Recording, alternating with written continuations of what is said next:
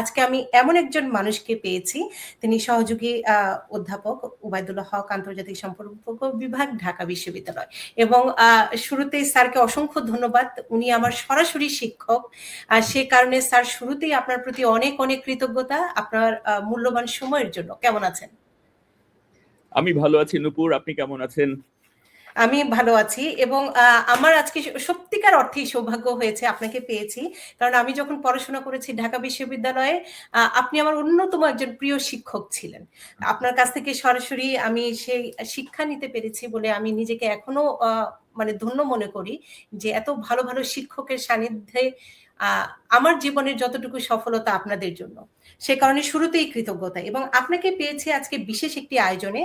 আমরা আজকে কথা বলবো এমন একটি বিষয় নিয়ে, যেহেতু এই অনুষ্ঠানটি আমেরিকা থেকে প্রচারিত হয়, নিউ ইয়র্ক থেকে, এবং ইরান, আমেরিকা এবং ইসরায়েলের যে যুদ্ধের যে সমীকরণ কিংবা ভূ রাজনৈতিক তত্ত্ব, শক্তির ভারসাম্য যেভাবেই আমরা ব্যাখ্যা করি না কেন, আমাদের একটু আমেরিকার দিকটিও দেখতে হবে। সেইভাবেই আমরা আজকে একটু বিশ্লেষণ করব। সবাই হয়তো এক দিক থেকে আলোচনা করে। আমি একটু শুরুতেই জানতে চাই, একদম যদি আসলে কি আমেরিকার এই মুহূর্তে ইরানের সরাসরি এইভাবে যুদ্ধে জড়ানোটা মানে ঠিক হয়েছে কিনা, কিংবা কোন কারণে, আপনার কি মনে হয়? ধন্যবাদ নূপুর। প্রথমেই আমি ধন্যবাদ জানাচ্ছি আমাকে আমন্ত্রণ জানানোর জন্য অনুষ্ঠানে, আর আপনার সব সুন্দর কথার জন্য। শিক্ষক হিসেবে আমিও খুব গর্বিত আপনাকে এখানে দেখে, এত ভালো আপনি করছেন, গুরুত্বপূর্ণ দায়িত্ব পালন করছেন। আমি আপনার প্রশ্নের উত্তরে বলবো যে আমি এই প্রশ্নের উত্তরটি দিতে চাই আসলে একজন নির্মোহ আন্তর্জাতিক সম্পর্কের ছাত্র হিসেবে। খুব অবজেক্টিভলি আমি দেখবো, এবং আপনি যেমনটি বলেছেন যে মানুষের মধ্যে আবেগ কাজ করে, বিশেষ করে বাংলাদেশের মানুষদের মধ্যে আবেগ কাজ করে যখন এই বিষয় নিয়ে আমরা কথা বলি। কিন্তু মার্কিন যুক্তরাষ্ট্রের দৃষ্টিকোণ থেকে যদি দেখেন, অথবা যদি আপনি আন্তর্জাতিক সম্পর্কের একজন ছাত্রের তার প্রিজম দিয়ে দেখেন, আপনি আন্তর্জাতিক সম্পর্কের চশমা দিয়ে দেখেন, তাহলে কিন্তু এটির অন্য একটি প্যারালাল ব্যাখ্যাও পাওয়া যেতে পারে। আপনি ঠিকই বলেছেন, এটি নিয়ে প্রশ্ন খোদ আমেরিকাতেই উঠেছে, দেখেছি সেনেটররা প্রশ্ন করছেন যে মার্কিন যুক্তরাষ্ট্রের এই যে যুদ্ধে জড়ানো এই মুহূর্তে, এটি কি আসলে আদৌ মার্কিন যুক্তরাষ্ট্রের যুদ্ধ কিনা। অনেকে বলছেন যে এটা পিওরলি ইসরায়েলের যুদ্ধ, এবং মার্কিন যুক্তরাষ্ট্র ইসরায়েলের চাপের কাছে মাথা নত করেছে, অথবা ট্রাম্প ইসরায়েলের ফাঁদে পা দিয়েছেন, অথবা তার হাত পা বাঁধা ছিল। এপেক থেকে শুরু করে মার্কিন যুক্তরাষ্ট্রের যে সব শক্তিশালী ইসরায়েলি লবি আছে তাদের কাছে। কিন্তু আমি এটাকে একটু অন্যভাবে দেখতে চাই। যদি মার্কিন যুক্তরাষ্ট্রের আপনি দৃষ্টিতে দেখেন, বা আপনি যদি ট্রাম্পের দৃষ্টিতে দেখেন, ইনফ্যাক্ট ট্রাম্পের মাথায় কি কাজ করে সেটা আমাদের পক্ষে বলা মুশকিল, কিন্তু আমরা তবুও বোঝার চেষ্টা করি যেন আমরা ঠিকমতো অ্যানালাইজ করতে পারি এবং সেই অনুযায়ী আমরা আমাদের নীতি নির্ধারণ করতে পারি। কারণ আমি নীতি নির্ধারণের কথা এই কারণে বললাম যে যুদ্ধ কিন্তু আসলে মার্কিন যুক্তরাষ্ট্র, ইসরায়েল এবং ইরানের মধ্যে হলেও তার অভিঘাত কিন্তু আসলে সারা পৃথিবীতেই পড়বে, এবং যুদ্ধ যত দীর্ঘস্থায়ী হবে এবং তার সম্ভাবনা আমরা দেখতে পাচ্ছি হতে পারে, যদি তাই হয় তাহলে কিন্তু আমরা কেউ এর অভিঘাত থেকে বাঁচবো না। আমি আপনাকে ছোট্ট একটা গল্প বলে আপনার প্রশ্নের উত্তর শুরু করছি। আমি আজকে সকালবেলা, আপনি জানেন ঢাকায় শুক্রবার সকাল, এখন এখানে রমজানের ভোরবেলা, আমি ঠিক করে রেখেছিলাম সেহরির পর ঘুমাবো না, এবং আমি ঘুমোইও নি। আমি সেহরির পর বসেছিলাম যে কখন 6:30 বাজবে, আমি গাড়ি নিয়ে সোজা ছুটেছি পেট্রোল পাম্পে আমার ট্যাঙ্কটা ভরতে। এর একটা কারণ আছে, কেন আপনাকে বলি। গতকাল আমি একটা সারাদিন একটা জায়গায় কাজ করেছি, সেখানে বসে থাকা অবস্থায় আমি হঠাৎ করে আমি একটা SMS পেলাম, যেখানে বলছে যে একটা স্পেসিফিক পেট্রোল পাম্পের কথা বলে বলছে যে ওখানে ইতিমধ্যেই রেশনিং শুরু হয়েছে। হ্যাঁ, মাত্র 2,500 টাকা করে তেল দেওয়া হচ্ছে। আমার ট্যাঙ্ক ভরতে প্রায় 5,000, 5,500, 6,000 টাকার মতো লাগে। সবসময় আমি ট্যাঙ্ক সাধারণত ভরা রাখতেই পছন্দ করি বা ভরতে পছন্দ করি। তো আমি বাসায় ফেরার সময় ভাবলাম যে অলরেডি ফুয়েলের রেশনিং শুরু হয়েছে, তো আমি দ্রুতই ওই পেট্রোল পাম্পে চলে যাই। আমাকে একটু ডিট্যুর করতে হলো, আমি গেলাম এবং গিয়ে দেখলাম যে সেখানে আনইউজুয়ালি দীর্ঘ লাইন, এবং আমি ওখানে তেল নিতে গিয়ে দেখলাম যে আসলে 2,500 টাকা না, আমাকে 1,500 টাকা তেল দেওয়া হচ্ছে, যেটা দিয়ে আমার ট্যাঙ্ক আসলে খুব সামান্যই ভরবে। তো সেটা নিয়ে আমি বাসায় ফিরলাম, এবং তখনই আমি ঠিক করে রেখেছিলাম যে আমি আজকে সকালবেলা আমার যে ইউজুয়াল পেট্রোল পাম্প সেখানে ট্রাই করবো, এবং ওখানে গিয়ে দেখলাম এখানেও শুক্রবার ভোরে আপনার আনইউজুয়ালি দীর্ঘ লাইন, এবং দীর্ঘ লাইন হলো তারা রেশনিং করছিল না অন্তত। সো আমি দ্রুতই আমার ট্যাঙ্ক ভরলাম, ভরে বাসায় এসে একটা দ্বিতীয় গাড়ি ছিল সেটিও নিয়ে গেলাম, সেটিও ট্যাঙ্ক ভরে রাখলাম। তো এ থেকে আপনাকে বলছি যে যুদ্ধ নিয়ে আসলে আগ্রহ এবং এর জন্য যে নীতি নির্ধারণ এর প্রয়োজন রয়েছে আমাদের, সেই কারণেই আসলে বোঝার চেষ্টা করা আমাদের সবারই উচিত, এবং আমরা চেষ্টা করি আন্তর্জাতিক সম্পর্কের ছাত্র হিসেবে যে এই মুহূর্তে ট্রাম্পের মনের মধ্যে কি কাজ করছে এবং কেনই বা তিনি এই যুদ্ধে জড়ালেন। এখন নির্মোহভাবে আমি দুঃখিত যে একটা দীর্ঘ ভূমিকা দিয়ে দিলাম, কিন্তু আপনার প্রশ্নের উত্তরে আমি আসছি। আসলে আমার মনে হয় আমেরিকার দিক থেকে দেখলে সম্ভবত এই অ্যাডমিনিস্ট্রেশনের মাথায় তাদের কোর সিকিউরিটি র্যাশনাল যেটা, ওটা কাজ করেছে। আপনি জানেন যে মধ্যপ্রাচ্যে মার্কিন যুক্তরাষ্ট্রের যে তার যে যে কৌশলগত স্বার্থ যেটাকে আমরা বলতে পারি, তার যে স্ট্র্যাটেজিক ইন্টারেস্ট অথবা তার যে ভূ রাজনৈতিক স্বার্থ, একটা আরেকটা থেকে বিচ্ছিন্ন নয়, দুটোই আপনার অঙ্গাঙ্গিভাবে জড়িত। এই সবগুলোই আসলে তার জন্য সবচেয়ে বড় থ্রেট এক অর্থে ইরানি।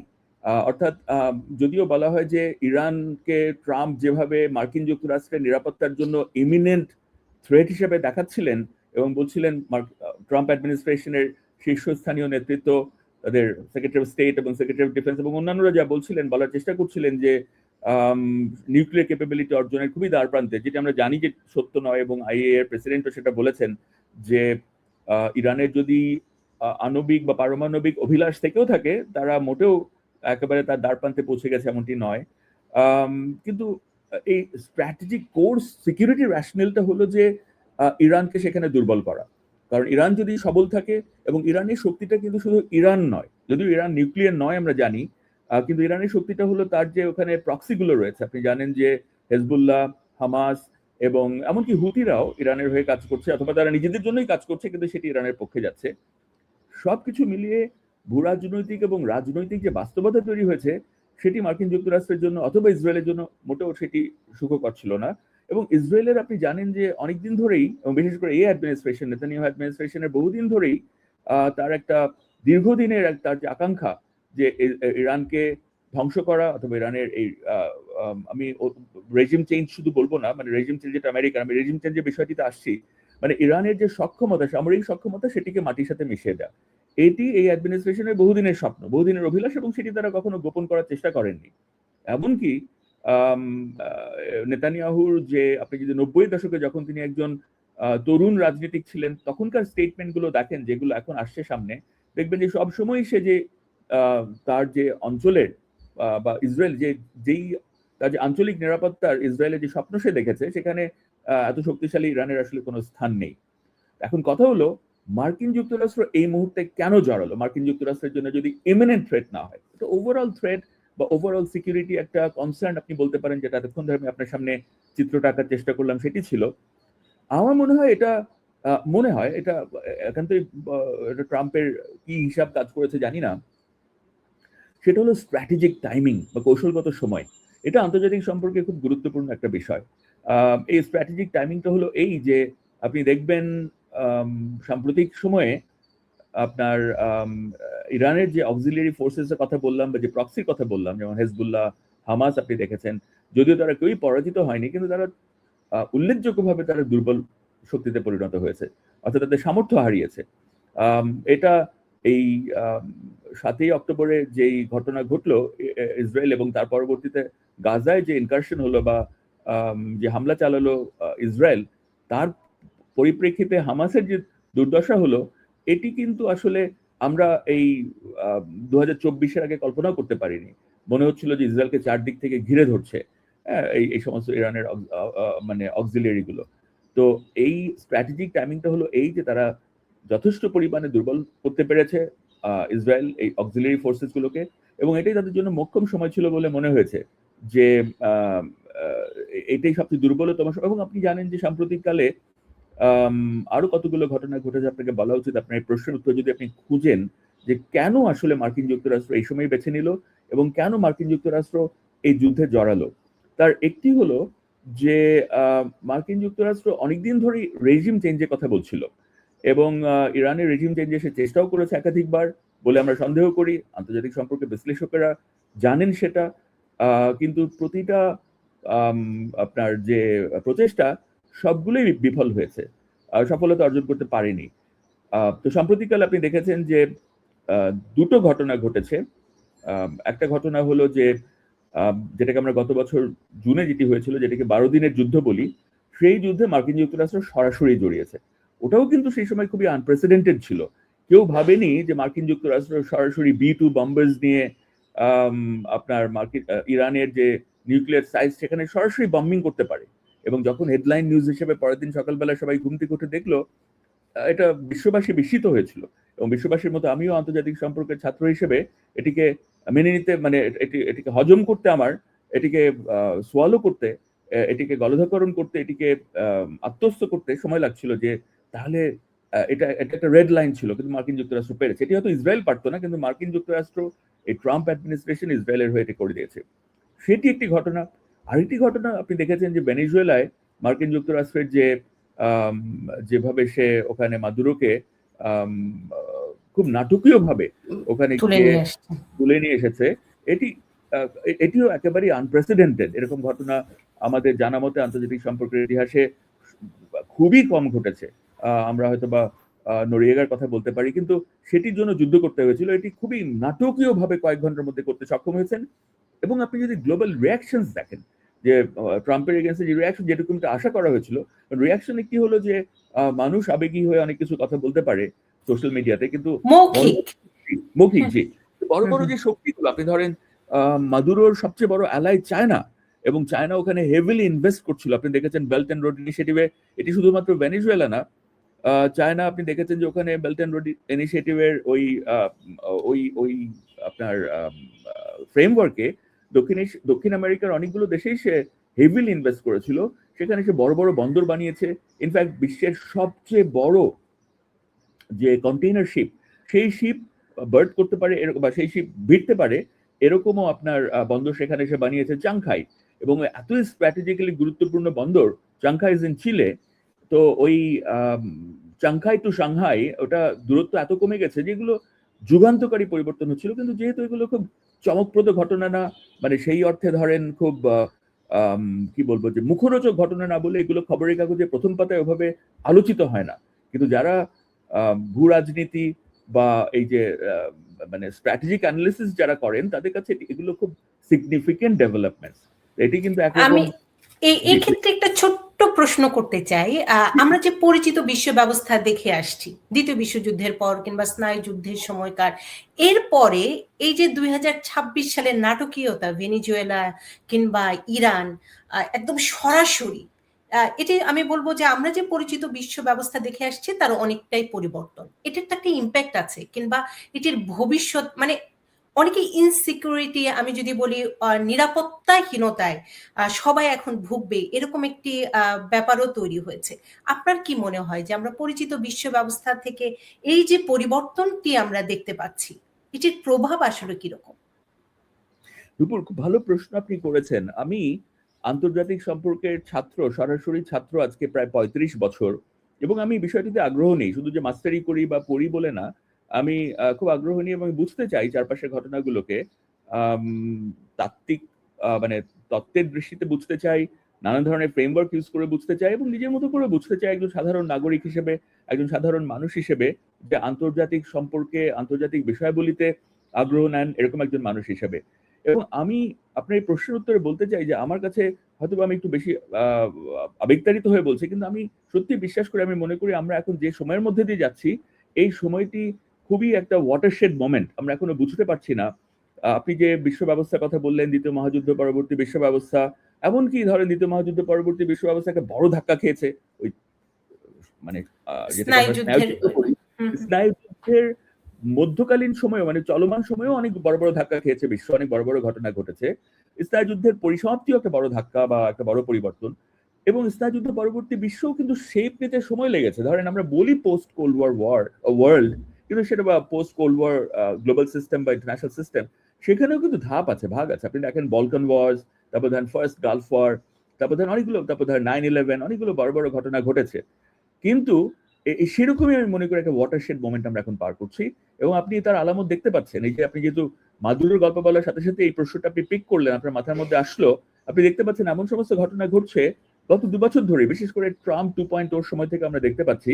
এবং তার হয়তোবা ট্রাম্প খুবই একজন প্র্যাগম্যাটিক লোক হিসেবে, অনেকে তাকে মনে করেন তিনি হয়তো বা বোকা, অনেকে মনে করেন তিনি উইমজিক্যাল, অনেকে মনে করেন খুব ট্রানজাকশনাল, বেসিক্যালি ব্যবসায়ী, তার মধ্যে আসলে রাজনীতির কিছু নাই, উনি রাজনীতি বুঝেন না। হয়তোবা তার নাও হতে পারে, হয়তোবা এগুলোর পেছনে কৌশল আছে, এগুলোর পেছনে আসলে তিনি এতটাই প্র্যাগম্যাটিক যে উনি আসলে, এবং উনি একমাত্র ব্যক্তি যে অনেক বছরের মধ্যে যে এই বিশ্ব ব্যবস্থাকে বদলে ফেলার ক্ষমতা রাখেন। আমি হয়তোবা সাদামাটা ভাষায় বলছি, কিন্তু হয়তোবা তাই, এবং ওইটাই আমরা তার আলামতে আমরা দেখতে পাচ্ছি যে যে রুলস বেসড অর্ডারের কথা আমরা পশ্চিমা থেকেই বলতে শুনেছি, সেই রুলস গুলো এখন কাজ করছে না। আপনি যদি কেয়ারফুলি দেখেন, যে আমি জানি না মার্কিন যুক্তরাষ্ট্রে আপনারা অন্য টেলিভিশন চ্যানেল দেখেন, অন্য মিডিয়া দেখেন, কিন্তু আমাদের এখানে কথা যদি বলি, আমি আমি কেউ কেউ একজন গতকাল আমি যখন অফিস থেকে ফিরছি, গাড়িতে কেউ একজন জিজ্ঞেস করছিল আমাকে যে জাতিসংঘ কি করছে, তো আমি বললাম যে জাতিসংঘে আমি গত 2 মাস 3 মাসে জাতিসংঘের কোনো একটা খবর আমি প্রথম পাতায় দেখিনি খবরের কাগজে। তার মানে দেখেন, এগুলো কিন্তু আস্তে আস্তে, ইফ আমি ইউজ দ্য ওয়ার্ড, হয়তো একটু বড় দাবি করে ফেলছি, কিন্তু আস্তে আস্তে ইররেলেভেন্ট হয়ে যাচ্ছে মনে হয়। তো ফলে আমার মনে হয় যে একটা নতুন বিশ্ব ব্যবস্থা তৈরি হচ্ছে। এবং আপনি যে আশঙ্কার কথা বলেছেন, আশঙ্কা অমূলক না। আমরা সাধারণ মানুষ হিসেবে, আমরা বাংলাদেশেও, যেমন আমি আজকে ওই যে আপনাকে গাড়িতে তেল ভরার কথা বললাম, মানুষজন ভাবছে যে তারা কি পেঁয়াজ কিনে রাখবে কিনা, চাল ডাল তেল কিনে রাখবে কিনা, কিন্তু কতদিনের জন্যই বা মানুষ জমাতে পারবে? টাকার দাম পড়ে যাবে কিনা, মানুষ বলছিল কি ডলার কিনে রাখবো কিনা, টাকা যদি হঠাৎ করে অবমূল্যায়িত হয়, ডলার বিক্রি করে ওটাই হয়তো রক্ষা কবচ, সংসার চালাতে পারবো, অথবা সোনার বার কিনবো কিনা, এগুলো ড্রয়িং রুমে বসে আলাপ আড্ডা। কিন্তু আড্ডার কথা হলেও এ থেকে বোঝা যায় যে এমনকি অবস্থাপন্ন মানুষেরাও বা মধ্যবিত্তরাও তারা নানান রকম কৌশলের কথা ভাবছেন, যে এই পরিবর্তিত বিশ্ব ব্যবস্থার সাথে তারা কিভাবে আপনার খাপ খাইয়ে নেবেন। খাপ খাইয়ে নিবে। আমি মধ্যপ্রাচ্যের এই যুদ্ধের ভূ রাজনৈতিক তত্ত্বগুলো জানার আগে আমি আবারও যেহেতু নিউ ইয়র্ক থেকে ইরানের এই ঘটনার পরপরই এফবিআই রেড অ্যালার্ট, এবং আমি যেহেতু মূল সিটিতে যাই, ম্যানহাটেন যাই, বড় বড় ট্রেন স্টেশন, আমাকে পেন স্টেশন আমার ব্যবহার করতে হয়, আমি সেখানেও দেখেছি নিরাপত্তা অনেক জোরদার করেছে, কঠোর নিরাপত্তা নিউ ইয়র্ক শহরে। এই ইরানের পরপরই, ঘটনার পরপরই আমি এই নিরাপত্তার যে কারণ আমি দেখেছি স্যারে একটি বিষয়, সেটি হচ্ছে আমেরিকাতে রাজনীতি নিয়ে হয়তো ডাইনিং টেবিলে কিংবা লিভিং রুমে আলোচনা হচ্ছে, বাইরে খুব কম আমেরিকানরা পলিটিক্স নিয়ে আলোচনা করেন, কিংবা তাদের দেখলে বোঝা যায় না যে তারা আসলেই রাজনীতিতে এই যুদ্ধ হচ্ছে কিনা, কারণ তাদের এতটাই স্বাভাবিক আমি জীবনযাত্রা লক্ষ্য করি। তো সেখানে যখন এত নিরাপত্তা দেখি, বড় বড় অস্ত্র নিয়ে এবং ন্যাশনাল গার্ড থেকে শুরু করে সবাই, তখন একটু অন্যভাবে সবাই তাকায় যে এত নিরাপত্তা কেন। তো সেই প্রেক্ষাপটে আমি একটু জানতে চাই, আমেরিকার নিরাপত্তার যে ঝুঁকিটি, সেটি কি বাড়লো কিনা, মানে অনিরাপত্তায় পড়লো কিনা আমেরিকা? খুব ভালো প্রশ্ন আপনি করেছেন। আপনি দেখেছেন যে ইরান রিটালিয়েট করেছে, এবং অনেকেই প্রশ্ন করছেন। আমি আমি ফলো করছি সোশ্যাল মিডিয়াতে, অথবা মিডিয়াতে, মেইনস্ট্রিম মিডিয়াতে আমি দেখছি যে বড় বড় শিক্ষিত লোক, যারা মানে গ্লোবালি নোন ফিগার্স, যারা ইন্টারন্যাশনাল রিলেশনস এর অ্যানালিস্ট হিসেবে একাডেমিক ওয়ার্ল্ডে অথবা পলিসি লেভেলে, এমনকি মার্কেট, আমি যাদের কথা বলছি খোদ মার্কিন যুক্তরাষ্ট্রে বসে রয়েছেন, তারাও বলছেন যে এই যে মার্কিন যুক্তরাষ্ট্রের এই যে ইনভলভমেন্ট, আপনার যে প্রথম প্রশ্নটা ছিল, এটি মার্কিন যুক্তরাষ্ট্রকে আরো বেশি অনিরাপদ করবে কিনা। এবং তাদের বড় আমি প্রশ্ন উত্তর আপনার দিচ্ছি, কিন্তু তারা একটু বলে নেই, তাদের বড় সমালোচনা হলো যে মার্কিন যুক্তরাষ্ট্র এই যুদ্ধে জড়িয়েছে কোনো প্রিপারেশন ছাড়াই, সে অনেক হিসাব নিকাশ করেনি কি হতে পারে। আমি এই কথাটা বলছি এই কারণেই, সমালোচনাটা, যে আপনার প্রশ্নের উত্তরের সাথে যোগসূত্র রয়েছে। তো যেহেতু এবং বলা হচ্ছে যে ট্রাম্প আসলে বেসিক্যালি ব্যবসায়ী, তার কাছে পলিটিক্যাল অ্যানালিসিস নাই, বা যুদ্ধের জন্য যে প্রস্তুতি দরকার, এবং senior leadership in the military তারাও স্কেপটিক্যাল ছিলেন এই মুহূর্তে যুদ্ধে জড়ানো উচিত হবে কিনা। কিন্তু যেহেতু তিনি সুপ্রিম কমান্ডার, কাজে তার নির্দেশে যুদ্ধে জড়াতে হয়েছে, এবং খুব অল্প সময়ের নির্দেশেই, খুব বেশি প্রস্তুতি ছাড়া, অনেক হিসাব নিকাশ না করেই মার্কিন যুক্তরাষ্ট্র এই যুদ্ধে জড়িয়েছে। কেন এই কথা বলছি? যে প্রশ্ন উঠছে, এবং ট্রাম্প নিজেই প্রশ্ন করেছেন, যেটা মিডিয়াতে এসছে, যে তিনি উইটকফকে বলছেন যে এখনো কেন, এটা যুদ্ধ শুরু হওয়ার ঠিক আগ মুহূর্তে, যে ইরান, উনি অবাক হয়েছেন যে এত ম্যাসিভ মিলিটারি বিল্ড আপের পরও ওই অঞ্চলে কেন ইরান আসলে হার মানছে না, কেন মাথা নত করছে না। কারণ অনেকে বলছেন ইরানকে বুঝতে ট্রাম্প ভুল করেছেন, এবং ইরান ভেনেজুয়েলা নয়, ইরান ইরাক নয়, ইরান লিবিয়া নয়, এবং ইরান সিরিয়া নয়, এবং ইরান শেষ তাদের অবলম্বন পর্যন্ত তারা যুদ্ধ করে যাবে, এবং তার আলামত আমরা এখন দেখতে পাচ্ছি যেভাবে ইরান রিটালিয়েট করছে। এখন আপনার প্রশ্নের উত্তরে আসি, যে মার্কিন স্বার্থ বা মার্কিন নিরাপত্তা স্বার্থ বিঘ্নিত হবে কিনা। আমি বড় অ্যানালিস্ট থেকে বলতে শুনেছি যে ইরান, ইনফ্যাক্ট আমেরিকান অ্যানালিস্ট থেকে বলতে শুনেছি, ইরান মার্কিন যুক্তরাষ্ট্রে কখনো কোনো টেররিস্ট হামলা করেছে, বা মার্কিন যুক্তরাষ্ট্রে কোনো স্বার্থে টেররিস্ট হামলা করেছে, এরকম কোনো আলামত বা এরকম কোনো উদাহরণ আমাদের কাছে নাই। কাজে ইরান, কিন্তু এর মানে এই না যে মার্কিন যুক্তরাষ্ট্র নিরাপদ। এই কারণেই যে ইরানের প্রতি সহানুভূতিশীল অনেক শক্তি রয়েছে। এমনকি ইরানের যে অক্সিলারি ফোর্সেস গুলো, যাদের কথা আমি বললাম, যে হামাস এবং হেজবুল্লাহ এবং এমনকি হুতিরাও, সরাসরি মার্কিন স্বার্থে কিন্তু তারা আঘাত হানেনি। ইরানের এটা একটা এটা একটা কৌশলগত হিসাব আছে তার, যে সে মার্কিন যুক্তরাষ্ট্রের সাথে কখনো কোনো কনফ্রন্টেশনে না গিয়ে, আপনার গত 20 বছরের বেশি পুরনো যেতে হবে না, যদি দেখেন হিসাব দেখেন আপনি, বা এমনকি যদি ওবামা অ্যাডমিনিস্ট্রেশনের সময় থেকে দেখেন, জেসিপিওএ, তারপরে যে উইথড্র করলো ট্রাম্প অ্যাডমিনিস্ট্রেশন, ইরান সব সময়, এমনকি গত বছরের জুনের যে 12 দিনের যুদ্ধ, সরাসরি মার্কিন যুক্তরাষ্ট্রের যুদ্ধ বিমান গিয়ে তার নিউক্লিয়ার যে ইনস্টলেশন গুলো সেগুলো মাটির সাথে ধুলিসাৎ করে দিয়ে আসলো। ইরানের রিয়াকশন যদি আপনি দেখেন, এমনকি সে রিটালিয়েট করেছে আমেরিকান বেজে, আলুদেইদ বেজে, কিন্তু সেখানে এমন জায়গায় ক্যালকুলেটিভ মিসাইল স্ট্রাইক করেছে যেখানে কোনো মানুষ নিহত না হয়, আমেরিকান কোনো পার্সোনাল নিহত না হন, এবং আমেরিকার কোনো জীবনহানি হয় নাই কিন্তু, এবং এগুলো কিন্তু খুব ক্যালকুলেটেড ছিল বলেই আন্তর্জাতিক সম্পর্কে বিশ্লেষকরা মনে করেন। কাজে এই মার্কিন যুক্তরাষ্ট্র যদি অনিরাপদ হয়, এবং আপনি যে হেভি বিল্ড আপ দেখতে পাচ্ছেন পাবলিক লাইফে নিউ ইয়র্ক এবং অন্যান্য জায়গায়, এটি কিন্তু সরাসরি যে ইরানকে আক্রমণ করতে হবে তা না, এটি কিন্তু ইরানের প্রতি সহানুভূতিশীল, অথবা মার্কিন যুক্তরাষ্ট্র বিদ্বেষী, মার্কিন যুক্তরাষ্ট্রকে শত্রু মনে করে, এরকম অনেক শক্তি আছে বাইরে, সেখান থেকে ওই আক্রমণ আসতে পারে। কাজে মার্কিন যুক্তরাষ্ট্রের দিক থেকে তার যে হোমল্যান্ড সিকিউরিটি বা ইন্টারনাল সিকিউরিটিতে যে আপনি বিফড আপ সিকিউরিটি দেখতে পাচ্ছেন, আমি মনে করি এটি তাদের যে এটি আশঙ্কা, এটি অমূলক নয়। হয়তোবা তাদের যথেষ্ট প্রস্তুতি রয়েছে, তাদের ভালো ইন্টেলিজেন্স রয়েছে, এবং তারা এ ধরনের কোনো ঘটনা যদি ঘটে বা ষড়যন্ত্র তৈরি হওয়ার পর্যায়ে থাকে, মার্কিন যুক্তরাষ্ট্র সহজেই আমার ধারণা এটা ডিটেক্ট করতে পারবে এবং মার্কিন যুক্তরাষ্ট্র সেটাকে নিউট্রালাইজ করতে পারবে। কিন্তু এই অ্যাডমিনিস্ট্রেশন কোনো রিস্ক নিতে চায় না। কাজে আমি মনে করি এটা একটা কারণ যে কেন আপনি বিফড আপ সিকিউরিটি দেখছেন হোমল্যান্ড সিকিউরিটিতে। আমি আপনার প্রসঙ্গের সূত্র ধরেই একটি কথার সূত্র ধরে প্রশ্ন করতে চাই। আপনি খুব সুন্দর করে বলছিলেন যে ইরান ইরাক নয়, ইরান লিবিয়া নয়।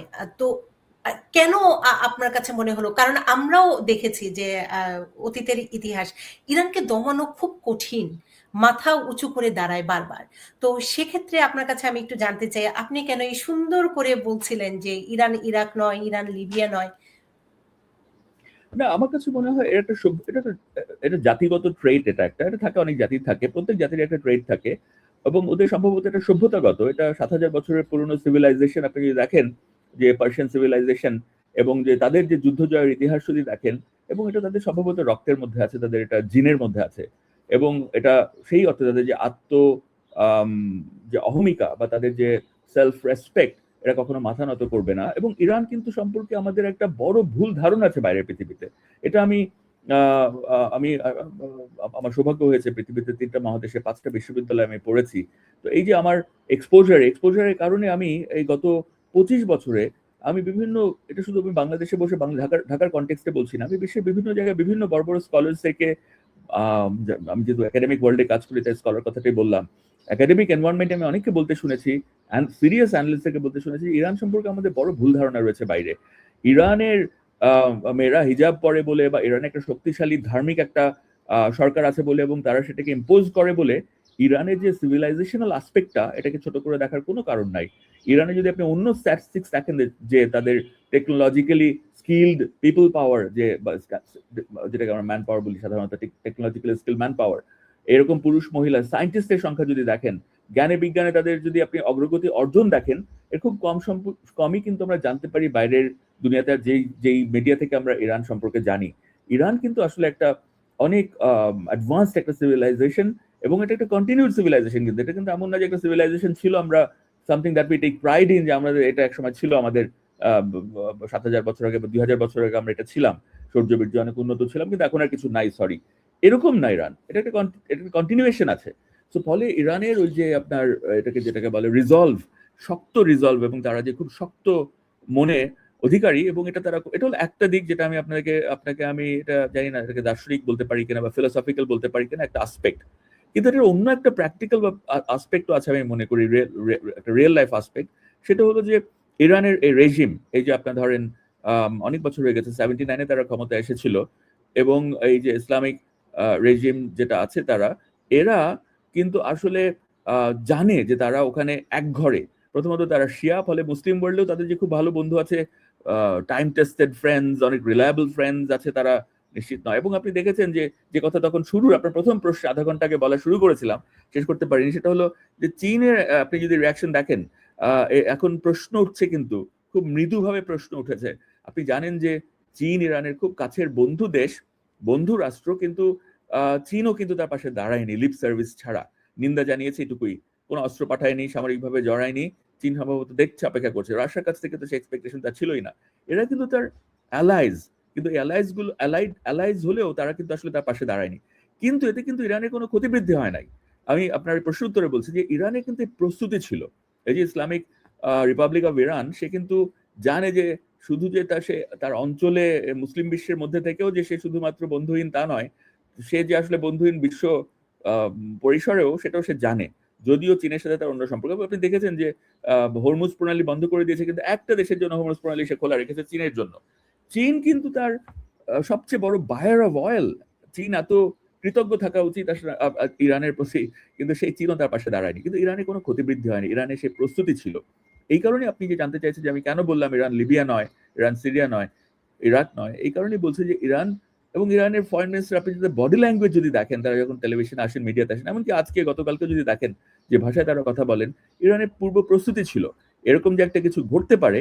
তারা ধৈর্য ধরে প্রত্যেকটা ওয়ার্ড অফ করেছে, প্রত্যেকটা তাদের দৃষ্টিতে যা ষড়যন্ত্র তারা যেটাকে বলেন, তাদের বিরুদ্ধে যে ধরনের আক্রমণ হয়েছে, সব আইদার ওয়ার্ড অফ করেছেন অথবা তারা সব হজম করেছে, তারা এসকেলেট করতে দেয়নি। ইরানের একটা অ্যামেজিং ক্যাপাসিটি, আপনি দেখবেন, এটা আন্তর্জাতিক সম্পর্কের ছাত্র যেহেতু আপনি ভালো বুঝবেন, যে একটা অ্যামেজিং ক্যাপাসিটি সে কন্টেইন করতে পারে। ডিএসকেলেশন এটা কিন্তু খুব সহজ না, ইরান করেছে। অনেক বড় বড় ঘটনায় সে রিটালিয়েট করেনি, কিন্তু এইটা সম্ভবত পশ্চিম বা মার্কিন যুক্তরাষ্ট্র এবং ইসরায়েল তার রেড লাইনটা ক্রস করেছে, এবং সে বারবার বলেছে। এবং আমেরিকার ইরানের যে অ্যালাইজ যারা ওই রিজনে আছে, গত 2 মাস ধরে তারা সর্বতভাবে চেষ্টা করেছে কিভাবে এই যুদ্ধটাকে পরিহার করা যায়, কারণ তারা জানতো ইরান রিটালিয়েট করবে। কারণ সর্বোচ্চ ধর্মীয় নেতাকে যখন হত্যা করা হয়েছে, তিনি আধ্যাত্মিক নেতাও, তিনি শুধু রাজনৈতিক নেতা তা নন। ফলে আপনি দেখবেন যে আমেরিকার যে আশাটা ছিল হয়তোবা যে লক্ষ লক্ষ লোক রাজপথে নেমে আসবে, এবং আপনি স্টেটমেন্ট দেখতে পারেন অন রেকর্ড যে আমেরিকান সেক্রেটারি অফ স্টেট কি বলছে, টুইটে কি বলছেন তিনি, এবং আপনি দেখবেন যে আমেরিকান প্রেসিডেন্ট কি বলছেন, যে আহ্বান জানাচ্ছেন ইরানিদেরকে রাজপথে নেমে আসার জন্য, এই যে এই রেজিমের বিরুদ্ধে বিদ্রোহ করে তাদেরকে টপল করার জন্য। কিন্তু রাজপথে কেউ নামছে না। সম্ভবত ওই যে ধর্মীয়, এটা আমার ধারণা যে এই যে আয়াতুল্লাহ খামেনির যে হত্যাকাণ্ড, এটি ইরানিদেরকে এটি এটি আপনার খুব করেছে, ইউনিফাই করেছে। আমি মনে করি যে এই মুহূর্তে একটা ব্যাপক বিপ্লব হওয়ার সম্ভাবনা খুব কম। এটা আই এম শিওর যে বাইরের যে ইন্টেলিজেন্স এজেন্সি গুলো আছে এবং অন্যান্য এলিমেন্টস আছে, তারা চেষ্টা করছে তাদেরকে সংগঠিত করতে। খুব সহজ হবে না। এবং এর আরেকটি কারণ কেন সম্ভব হবে না, খুব সহজ হবে না, যে ইরানের এই প্রস্তুতির কথা আপনাকে যেটা বলছে, যে ইরান ইরাক না, লিবিয়া না, এটা সিরিয়া না। ইরান জানে যে তার আসলে দুর্বলতাগুলো বা ভালনারেবিলিটি গুলো কোথায়। ওই কৌশলগত ভালনারেবিলিটির ওই ছিপিগুলো বন্ধ করার সক্ষমতা ইরানের আছে, এবং সে জানে এবং তার পূর্ব প্রস্তুতি নিয়েছে। কাজে আমি মনে করি, ধারণা আমার, আমি জানি না আগামীকাল কি ঘটবে, বলা খুব মুশকিল, বিকজ এটা একটা চলমান এবং ঘটমান একটা প্রক্রিয়া। আমার কাছে মনে হয় যে ইরান এই দফায় এই রেজিম টিকেও যেতে পারে। তবে এবং এটাও একটা কারণ কিন্তু যে কেন যুদ্ধ দীর্ঘস্থায়ী হতে পারে। যদি রেজিম টিকে যায়, এটা কিন্তু আমেরিকার ফেস সেভিং যে উইথড্রল, এটার সম্ভাবনাকে রহিত করবে। কারণ আমেরিকা যদি এখন ডিক্লেয়ার করা যে মিশন অ্যাকমপ্লিশ, ট্রাম্প যদি এটা বলেন, এবং এখান থেকে আন্তর্জাতিক চাপেই হোক বা অন্য বাস্তবতার কারণেই হোক যে এখান থেকে উইথড্র করতে হয়, যুদ্ধ থামিয়ে দিতে হয়, তাহলে কিন্তু রেজিম চেঞ্জ হলো না। এটা একটা ঘোষিত ধরেন একটা অবজেক্টিভ ছিল, আরো অনেক অবজেক্টিভ ছিল সে বলেছে, যেগুলো ঘন ঘন বদলেছে, আমরা দেখেছি মিডিয়াতে। কিন্তু তারপরে ধরেন রেজিম চেঞ্জ যদি না হয়, তাহলে তো কিছুই বাস্তবতা বদলালো না। ইরানের সক্ষমতা হয়তো বা সাময়িক সময়ের জন্য দুর্বল হলো, কিন্তু সেই সক্ষমতা আবার সে রিগেইন করতে পারবে over a period of time.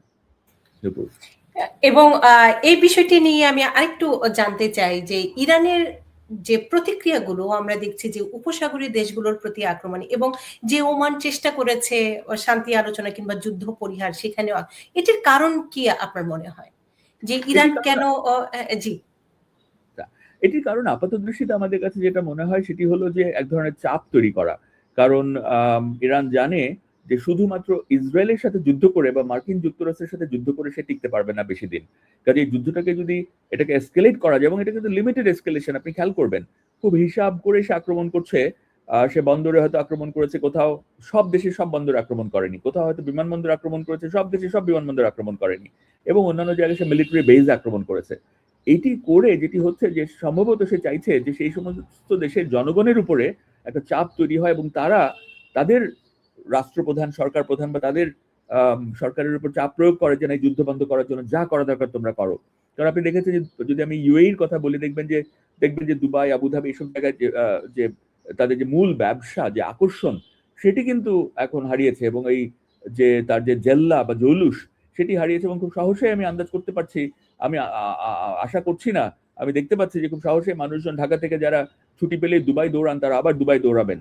এবং শুধু তাই নয়, আপনি দেখেছেন যে আমি এই ট্যুরিজমের কথা বাদই দিই, এগুলো কিন্তু রিজিওনাল কানেক্টিভিটি হাবস।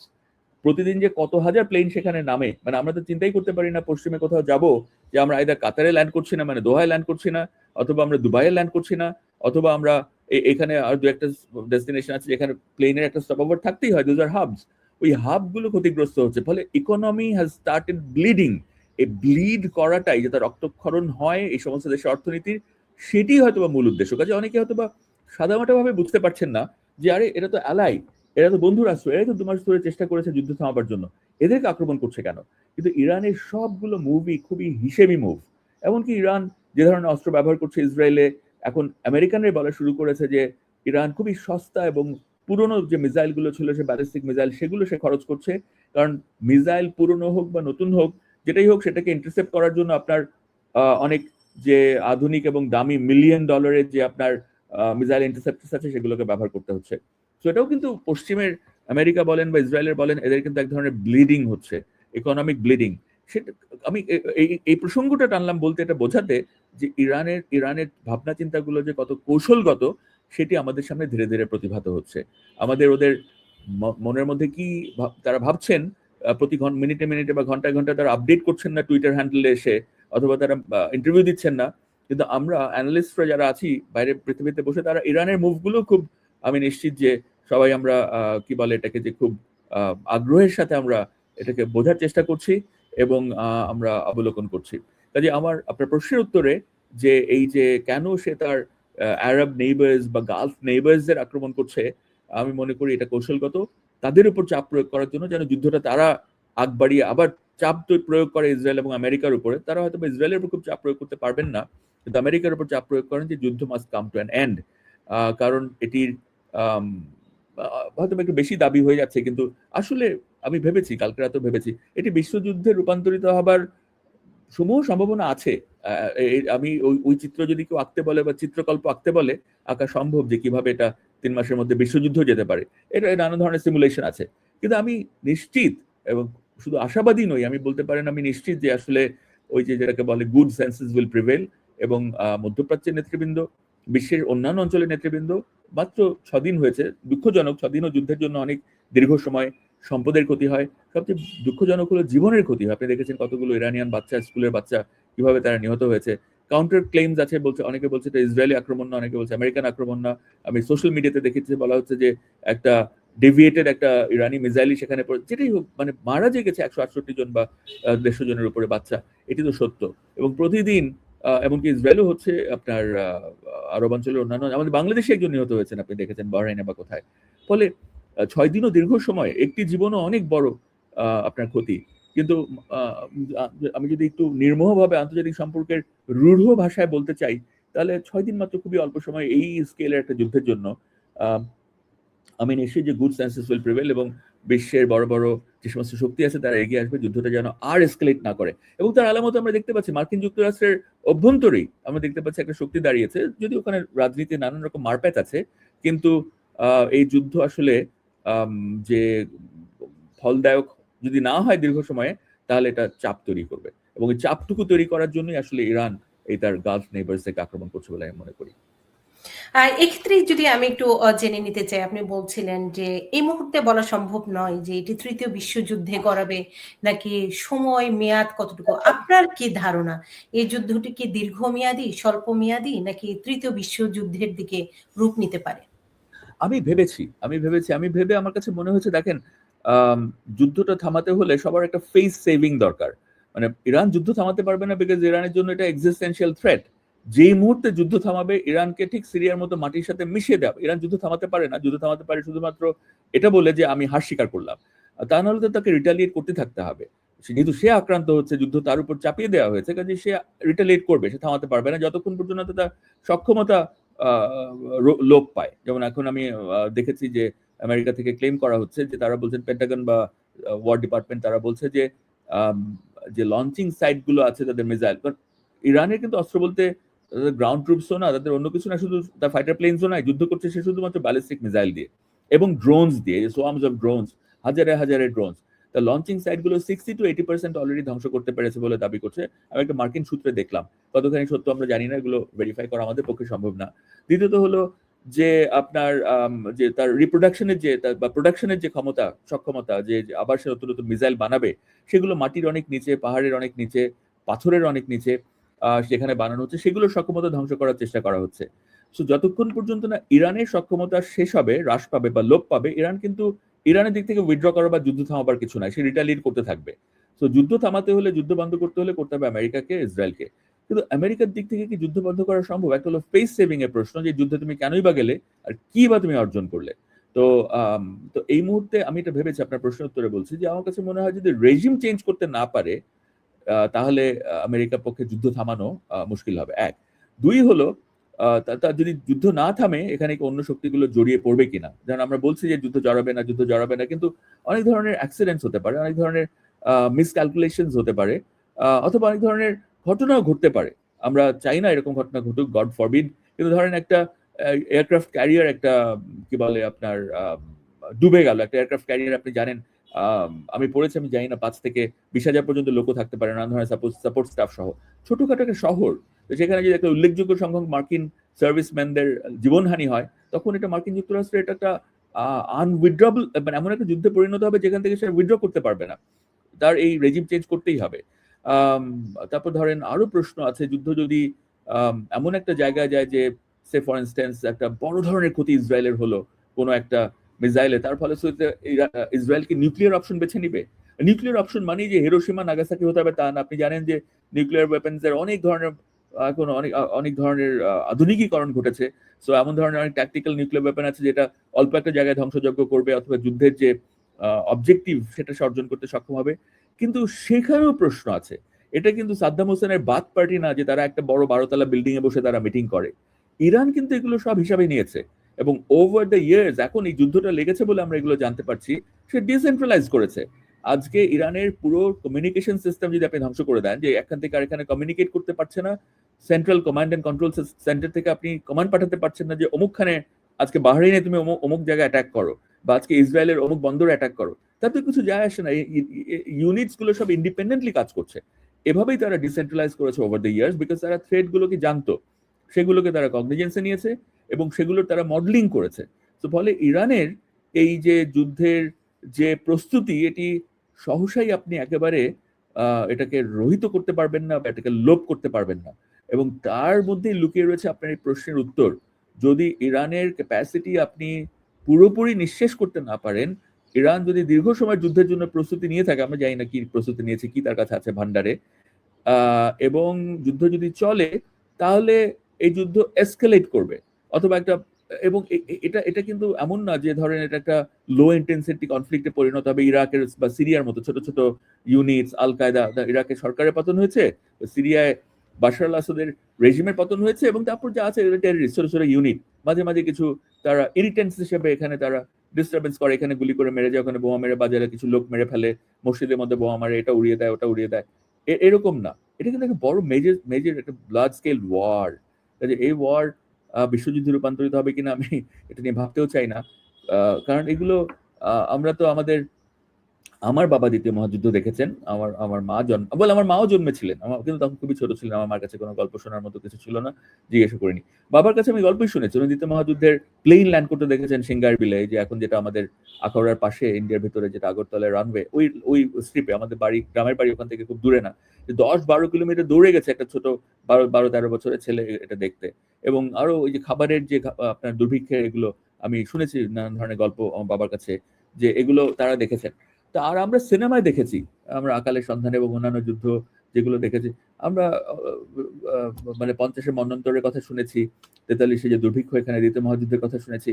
এর যে ভয়াবহতা, এখানে মানুষের সাফার করেছিল, ওই সাফারিংস গুলো আজকে এখানে আমি আমার ড্রয়িং রুমে বসে বা আমার স্টাডি এরিয়াতে বসে, আমার কাছে ওগুলো এখন সিনেমার গল্প মনে হয়। কিন্তু খোদা না করুক যদি সেটি সত্যি এগুলো হয়, তাহলে আপনি কল্পনা করতে পারেন কি হবে। কালকে যদি বাংলাদেশে কি বলে ওই রান্নাঘরগুলোতে যদি গ্যাসের সাপ্লাই বন্ধ হয়ে যায়, এলএনজি বা কি দিয়ে যারা রান্না করে, যে মানে সিলিন্ডারের গ্যাস, অথবা যদি আজকে গাড়ির তেল বন্ধ হয়ে যায়, পুরো অর্থনীতি তো স্থবির হয়ে যাবে। এটা হবে না, আমি আশঙ্কা করছি না এরকম হবে। এবং আমি দেখেছি আজকে সকালবেলা যখন গাড়ি চালাচ্ছিলাম তখন আমি রেডিওতে শুনেছি যে প্রাইম মিনিস্টার কিছু ডিরেক্টিভস দিয়েছেন যে কিভাবে মানুষকে এখন থেকে কৃচ্ছতা করতে হবে। উনি নিজেই তার অফিসের লাইটস বন্ধ করে দিয়েছেন, এসি বন্ধ করে দিয়েছেন। মানুষকে বলেছে তার আপনার পাবলিক ট্রান্সপোর্টে চড়েন, সেই সুযোগ নাই অবশ্য, কিন্তু তারপরে বলেছে তার কিভাবে কৃচ্ছতা সাধন। নিশ্চয়ই পরিবারগুলো তাদের যার যার নিজেদের রেসপেক্টিভ ছোট ছোট ইউনিটে কৃচ্ছতা সাধন করবে।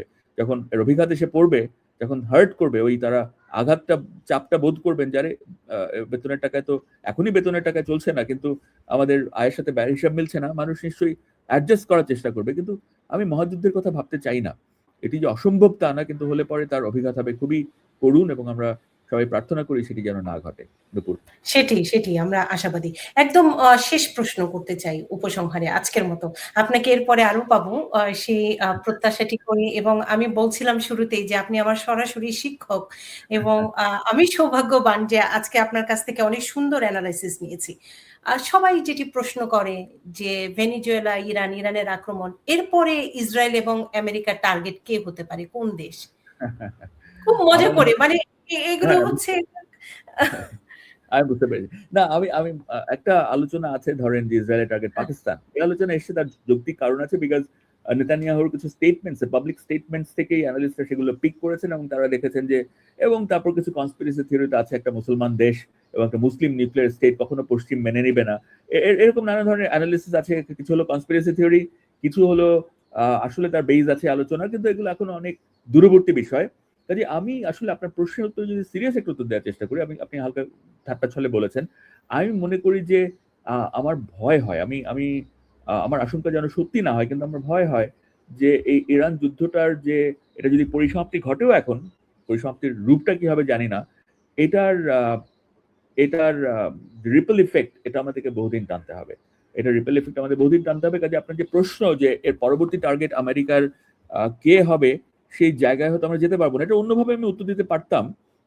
ধরেন আমেরিকা ইরানে যুদ্ধ করেছে বলে বা ইসরায়েল ইরানে যুদ্ধ করেছে বলে পৃথিবীর অন্য জায়গায় কিন্তু রাজনীতি বন্ধ নাই। ধরেন আপনি যদি ইস্ট এশিয়ার দিকে তাকান তাহলে দেখবেন যে ওখানকার যে সাউথ চায়না সি ফ্রন্টে যে ধরনের বিল্ড আপ হচ্ছে, শি জিনপিং চুপ করে আছে বলে, ইরান নিয়ে কোনো কথা বলছে না বলে সে যে তাইওয়ান নিয়ে ভাবছে না, এটা আপনি ভেবেন না। হ্যাঁ, তো তাইওয়ান নিয়ে তা প্ল্যান আছে। আপনাকে আমি আজকের আলোচনার শুরুতে আপনি প্রশ্ন করেছিলেন যে কেন, আপনি বলেছিলেন যে আমেরিকা এই যুদ্ধে জড়ালো। আমি বলেছিলাম আপনাকে স্ট্র্যাটেজিক টাইমিং এর কথা, একটা উইন্ডো। ট্রাম্প হয়তো বা ভেবেছেন এই উইন্ডোটাই সেরা উইন্ডো, যদি ইরানকে আক্রমণ করতে হয় এরকম দুর্বল ইরান আর পাওয়া যাবে না। এক হলো তার অক্সিলিয়ারি গুলো দুর্বল হয়ে গেছিল, হেজবুল্লাহ, হামাস, তারা রিটালিয়েট করার মতো সক্ষমতা তাদের নাই। দুই হলো আরো নানান কারণে ইরানের, এবং এই কারণে দেখেন প্রথমেই কিন্তু স্ট্রাইক করেছে, তারা হত্যা করেছে তারা ইরানের সর্বোচ্চ ধর্মীয় নেতাকে। এই কারণে যে তারা ধারণা করেছিল উনি মারা গেলে বা হত্যা করতে পারলে পরে ইরান ধসে পড়বে। তো এটা তারা ভেবেছিল। ঠিক একই রকম ভাবনা যে আসলে মানে পূর্ব এশিয়াতে দক্ষিণ চীন সাগরে হচ্ছে না, আপনি আমি জানি না এই মুহূর্তে শি জিনপিং এর মধ্যে দিয়ে কি যাচ্ছে, এবং তারা কিন্তু একদিনের জন্য এক মুহূর্তের জন্য দাবি ছাড়েনি। এবং এটা পশ্চিমা অ্যানালিসিসই, তাদের যে কাউন্সিল অন ফরেন রিলেশনস, এবং আর বড় বড় আমি যারা এগুলো নিয়ে মডেলিং করেন, সিমুলেশন করেন, যারা এগুলোর জন্য যাদেরকে দেখা হয় গড লাইক ফিগার্স, বড় বড় অ্যানালিস্ট ইন্টারন্যাশনাল রিলেশনস এর, যাদের কথাকে গুরুত্বের সাথে দেখা হয়, যাদের কথার দাম আছে, তারাই মনে করেন যে শি জিনপিং তার জীবদ্দশাতেই কি বলে এটাকে, যে তাইওয়ানকে উনি একীভূত করে যাবেন মেইনল্যান্ড চায়নার সাথে। কাজেই এটা একটা তার বড় অ্যাম্বিশন। এবং মার্কিনীদের একটা অ্যানালিসিস আছে, একটা মডেলিং আছে যে 2029 সাল বা 2030 সালের মধ্যে শি জিনপিং এটা করবে। এবং কেন তারা এটা বলে, তারা এগুলো হিসাব নিকাশ করার জন্য, মডেলিং এর জন্য সুপার কম্পিউটারও ডিপ্লয় করে। আপনি দেখেছেন এখন এআই এসছে আরো powerful, combination of super computer, AI, এগুলো দিয়ে কি ধরনের মডেলিং করা হয়, সিমুলেশন করা হয়, তার সম্পর্কে আমাদের খুব সামান্যই ধারণা আছে। সেগুলো দিয়ে তারা নিশ্চয়ই বোঝার চেষ্টা করবেন যে আসলে পৃথিবীর অন্যান্য জায়গায় কি হবে। তো আরেকটা যদি ফ্ল্যাশ পয়েন্টের কথা আপনি আমাকে বলেন, আপনি যে প্রশ্ন করলেন সেই কনটেক্সটে বলছি, সেটি হলো তাইওয়ান। এবং তাইওয়ানে যদি সত্যি সত্যি সেটা কি সে পিসফুলি করবে, তাইওয়ানে কি একটা ইমপ্লোশন হবে, মানে নিজে নিজে সে ধসে পড়বে অভ্যন্তরীণ ভাবে, তার কোনো আলামত নাই, সহসা এটা ঘটবে না। না সে বাদুরের মতো গিয়ে তাইওয়ানের লিডারকে তুলে নিয়ে আসবে, তুলে নিয়ে আসলো কি পরদিন তাইওয়ান দখল করতে পারবে চীন, না একটা সামরিক আক্রমণ করবে। তো যদি ঘটে তাহলে নিঃসন্দেহে মার্কিন যুক্তরাষ্ট্র will have a very important role to play significant role to play in that theater। এবং আপনার যে প্রশ্ন যে ইরানের পর মার্কিন যুক্তরাষ্ট্র এবং ইসরায়েলের আক্রমণ কোথায় হবে, ওখানে হয়তো ইসরায়েল খুব জড়িত হবে না, মার্কিন যুক্তরাষ্ট্র নিঃসন্দেহে will play a very significant role in that particular theatre, এবং সেখানের দিকে সে নিশ্চয়ই নজর রেখেছে এবং ডেভেলপমেন্টস গুলো কি ঘটছে সেটা প্রতিদিনই সে হিসাবে নেয় বলে আমি মনে করি। অসংখ্য ধন্যবাদ, খুব সুন্দর বিশ্লেষণ করেছেন স্যার। আপনি ভালো থাকবেন, সুস্থ থাকবেন। আপনার সাথে আবারও কথা হবে। উপসংহারে আজকের মতো কি বলবেন আমার দর্শকদের জন্য? নূপুর, আমি খুবই খুশি হয়েছি। প্রথম কথা, আপনাকে দেখে আমার এত ভালো লেগেছে এতদিন পর। এত সুন্দর একটা অনুষ্ঠান আপনি চালান, আমি সামহাও আমার চোখ এড়িয়ে গেছে। আমি খুবই লজ্জিত, এটা আমার এটা ঘাটতি, এটা আমার শর্টকামিং। কিন্তু আমি খুবই আপ্লুত হয়েছি এবং খুবই খুশি হয়েছি আপনাকে দেখে যে এরকম একটা অসাধারণ প্রোগ্রাম চালাচ্ছেন আপনি। এই ধরনের অ্যানালিসিস হয় এখানে, এবং আমি জয়েন করার আগে আরেক ভদ্রলোক কথা বলছিলেন অন্য বিষয়ে, সেটিও একটু শোনার অভিজ্ঞতা হয়েছে। এখন আমি আপনাকে প্রমিস করতে পারি যে এখন আমি নিয়মিত আপনার অনুষ্ঠান দেখবো এবং শুনবো, এবং এটা আমি ডিসেমিনেশনের জন্য মানুষ যেন জানতে পারে যে এরকম এত সুন্দর একটা অনুষ্ঠান, মানে আমি বাংলাদেশের কনটেক্সটে বলছি এখানে, যে আমার বন্ধু বান্ধবদের মধ্যে আমি আপনাকে একটা জানাবো। খুব ভালো লেগেছে নূপুর, আপনি এটা চালিয়ে যান, কারণ এই ধরনের অ্যানালিসিস গুলো এটা আমি জানি আপনি শুধুমাত্র ইন্টারন্যাশনাল অ্যাফেয়ার্স অ্যানালিসিস নিয়ে নিশ্চয়ই প্রোগ্রাম করেন না, আন্দাজ করতে পারছি, আর অন্য অনেক বিষয় নিয়ে কথা বলেন আপনি, কিন্তু এটি খুব গুরুত্বপূর্ণ। এগুলো নিয়ে কথা বললে পরে এগুলো আমাদের পলিসি মেকিং লেভেলেও তার কোনো না কোনো ধরনের তারা উপকৃত হন, কোনো না কোনো ভাবে তারা ইম্প্যাক্টেড হন। আমি মনে করি যে এই আপনার কি বলে যে পলিসি ইনফ্লুয়েন্স করার জন্য হলেও এই আলোচনাগুলো জারি থাকা জরুরি। নূপুর, অনেক অভিনন্দন আপনাকে। আপনাকে আমি শেষ সামনাসামনি দেখেছি কত 20 বছর হবে না? 20 বছর হবে 2008-এ। 2008-এ, হ্যাঁ, তো প্রায় তো 20 বছর। আপনি একটু বদলাচ্ছেন, আমি অনেক বুড়ো হয়ে গেছি। 2008-এর ছবি দেখলে আমি নিজেকে নিজে চিনতে পারি না। না না স্যার, আপনার প্রতি অনেক অনেক কৃতজ্ঞতা। মাঝে মাঝে আপনার সময় চাইবো বিভিন্ন ইস্যুতে। তার কারণটি হচ্ছে আমিও সৌভাগ্যবান নিজেকে মনে করি যে আমি এমন একটি ডিপার্টমেন্টে পড়ে এসেছি যে আমি বলবো যে আমার ক্যারিয়ারে সেই জ্ঞান যেমন কাজে লাগে, আপনাদের এই সময় এসেও কাজে লাগে। সেই কারণে আপনাদের প্রতি অনেক অনেক কৃতজ্ঞতা। ভালো থাকবেন আপনি।